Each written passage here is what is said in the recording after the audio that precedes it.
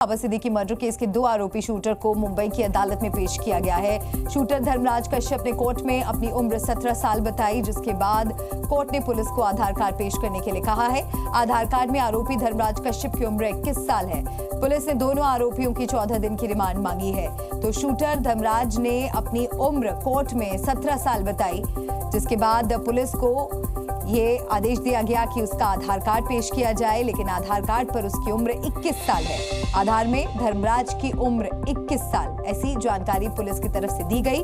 तो बाबा Siddiqui murder case में इस वक्त की बड़ी खबर आपको बता दें, 2 शूटर की कोर्ट में पेशी की गई। शूटर धर्मराज ने अपनी उम्र 17 साल बताई। शूटर धर्मराज का नाबालिग होने का दावा, लेकिन इस पर पुलिस की तरफ से ये कहा गया कि आधार कार्ड में उसकी उम्र 21 साल है। पुलिस ने दोनों आरोपियों की 14 दिन की रिमांड मांगी है। और जी मीडिया संवाददाता अश्विनी हमारे साथ जुड़ गए मुंबई से। अश्विनी, आपका रुख कर रही हूँ, कोर्ट में इस वक्त क्या कुछ हो रहा है, क्या कुछ जानकारी आपके पास? जी देखिए, कोर्ट में इन आरोपियों को पेश किया गया और गुरमैल की जो उम्र है वो 23 साल है, लेकिन धर्मराज कश्यप ने अपनी उम्र 17 साल बताई। इसके बाद कोर्ट ने उसका आधार कार्ड मांगा। आधार कार्ड में उसकी जो उम्र है वो 21 साल जो है दर्ज है। ऐसे में जो अपने आप को बचाने की कोशिश धर्मराज कश्यप कर रहा था, वो पूरी तरह से उसकी कोशिश फेल हो चुकी है। कोर्ट ने में जो है सरकारी पक्ष की तरफ से 14 दिनों की रिमांड की मांग की गई है और अलग अलग उसमें मुद्दे रखे गए हैं। खास तौर पे या इनका जो किस गैंग से इन्वॉल्वमेंट है, किसने इन्हें सुपारी दी थी जो है बाबा सिद्दीकी की हत्या करने की, साथ ही ये कब से रेकी कर रहे थे, ऐसे तमाम जो सवाल हैं जिसकी जो है पड़ताल की जा रही है और उसी के आधार पर रिमांड की मांग की गई है। 14 दिनों की रिमांड की मांग की है। मैक्सिमम रिमांड है 14 दिन का। ऐसे में देखना होगा कि कोर्ट कितने दिनों की रिमांड देता है, क्योंकि एक लंबी जांच होगी।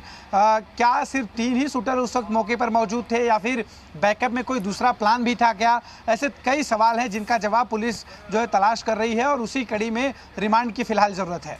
बिल्कुल अश्विनी, क्योंकि ऐसे बहुत से पहलू हैं जिनकी जांच होना अभी बेहद ज़रूरी है। और ख़ास तौर पर जो तीसरा शूटर इनके साथ था, क्या उसको लेकर इन दोनों में से किसी ने भी अब तक कोई जानकारी दी है? पुलिस के हाथ क्या कोई सुराग लग सका है? तीसरे शूटर के बारे में जानकारी इन्होंने सब कुछ दे दी है, लेकिन वो अभी किस जगह पर जाकर छिपा है ये फिलहाल पुलिस को पता नहीं चल पा रहा है। जो संभावित ठिकाने इन शूटर्स के माध्यम से शिव कुमार के बारे में मिले थे, पुणे से लेकर उज्जैन, यूपी और महाराष्ट्र में किन जगहों पर वो छुप सकता है, इसके बारे में तमाम जानकारी शूटर से निकाली गई है।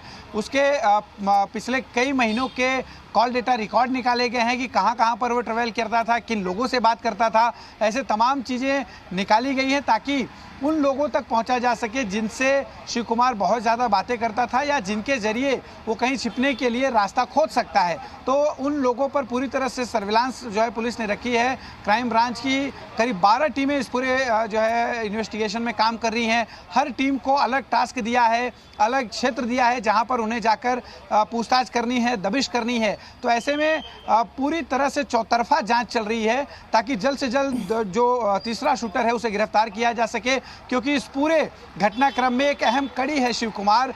उसके मिलने के बाद बहुत सी जो है तथ्य और बहुत सी जांच की परतें खुलेंगी कि कैसे ये तीनों एक साथ आए। शिव कुमार ने करीब 4 से 5 महीने पहले ही धर्मराज कश्यप को यूपी से पुणे बुलाया था, जो स्क्रैप में जहाँ पे वो काम करता था वहाँ पर काम करने के लिए। तो क्या ये 4-5 महीने पहले से प्लानिंग चल रही थी क्या? बाकायदा धर्मराज कश्यप को बुलाया गया।